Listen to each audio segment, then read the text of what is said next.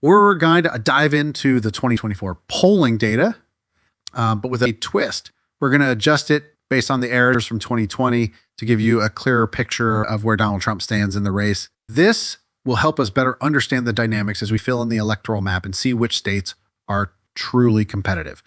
With just under 20 days left until November 5th, Trump is in a much stronger position than many might have predicted. By adjusting the numbers to reflect past polling errors, we're aiming to show just how favorable this election looks for him and how close he is to securing a major victory. We'll start by filling in all the solid red and blue states, those that are virtually locked in for either candidate. And we'll focus on the swing states, the ones that are genuinely up for grabs. These are the states that will decide the election. So we won't waste time on places that are safe for either party. Our main area of focus will be the Midwest, because just like in 2016 and 2020, this is where the presidency will likely be won or lost. These are the key battlegrounds, and without a doubt, they are the most important states on the map. I'll start with Minnesota. This is a state no Democrat has lost since 1972. Right now, Kamala Harris holds a 4.7 lead in the polling average. However, if we apply the same polling error that overestimated Democrats by 6.2 points in 2020, then Trump is actually on track to win Minnesota by 1.5. This is definitely within the realm of possibility when you consider what happened in 2016. But back then, Hillary Clinton only won Minnesota by 1.5 percentage points. So Trump flipping it by a similar margin is not far-fetched at all. So right off the bat, Minnesota is moving into the lean red category. For context, here's how we'll categorize states based on their margins. If a candidate is leading by 10 points or more, we'll consider that solid. If the lead is 5 to 10 points, it's likely. A lead between 1 and 5 points makes the state lean. And if the margin is less than 1, we'll classify that as tilt.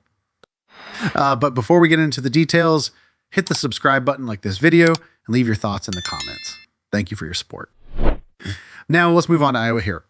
Trump leads by 4 in the current polling, but if we adjust for the polling error, he's on track to win the state by a solid 10.2.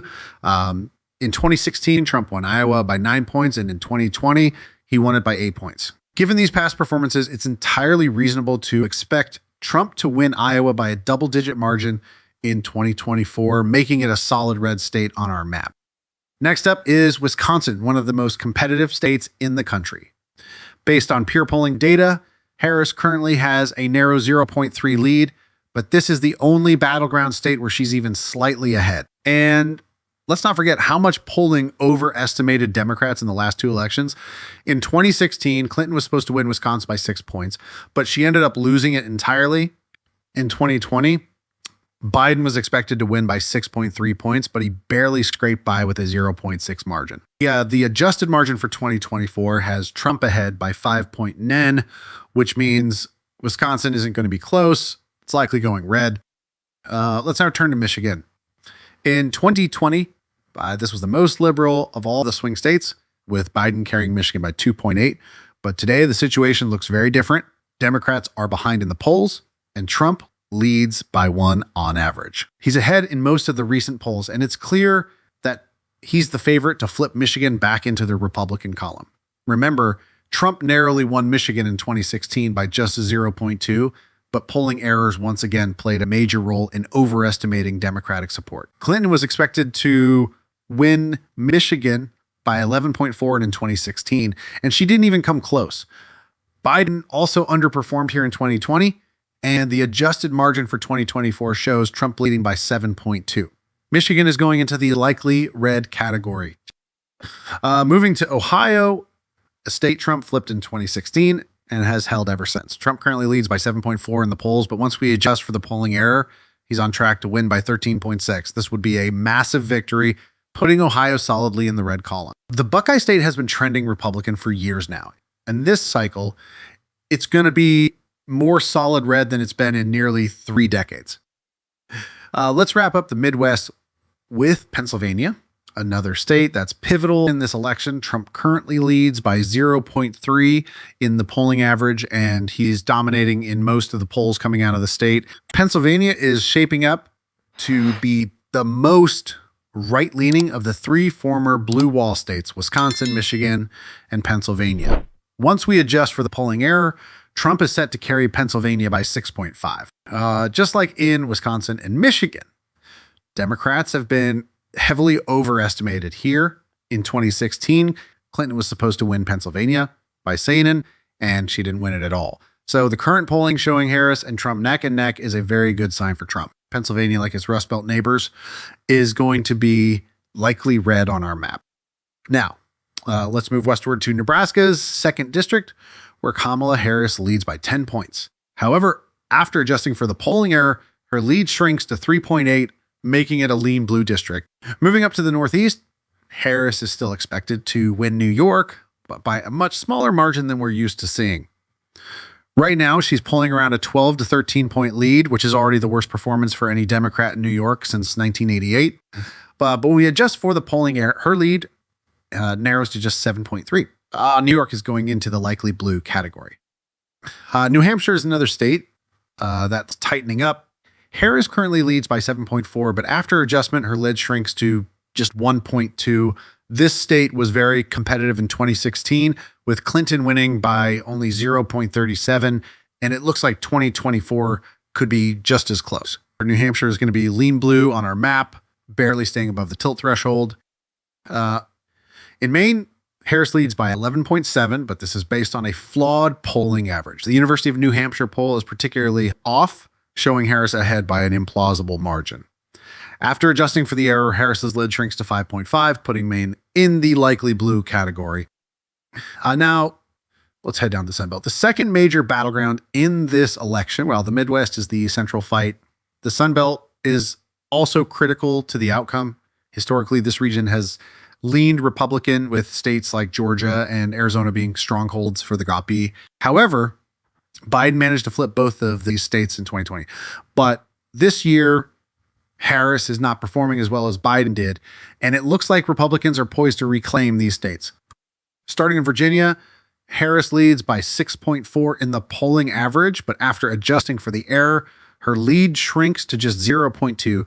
Virginia is barely going to stay in the blue column, and it's going to be a tilt blue state. This state is far more competitive than most people realize, and Harris is in serious danger of losing it.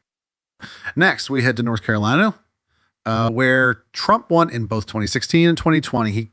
He currently leads by 1.2 in the polling average, and once adjusted, his margin doubles to 7.4. North Carolina is going to be a likely red state, similar to what we're seeing in Wisconsin, Michigan, and Pennsylvania. Trump is dominating across the board in these key swing states. And we come to Georgia, the most competitive race of 2020. Biden narrowly won Georgia by just 0.24, making it the closest state in the last election.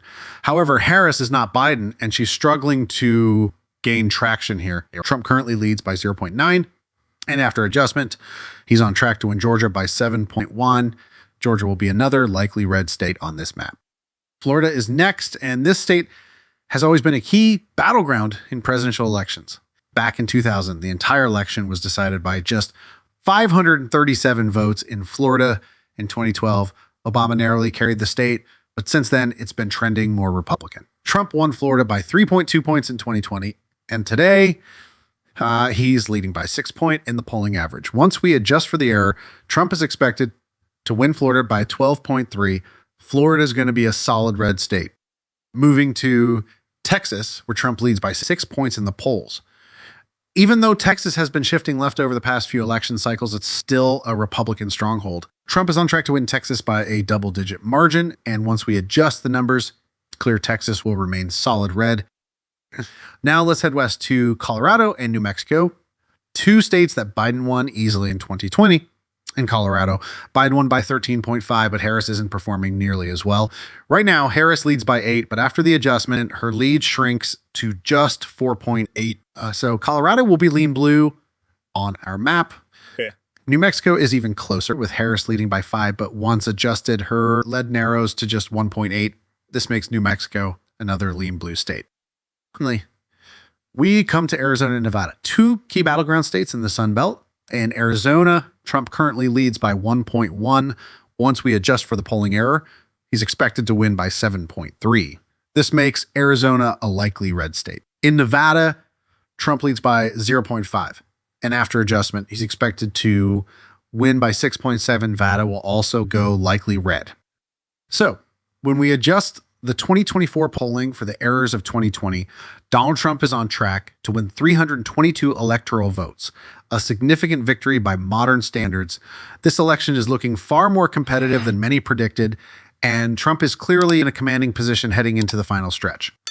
Thanks so much for watching. Be sure to comment, and subscribe for more updates. I'll see you next time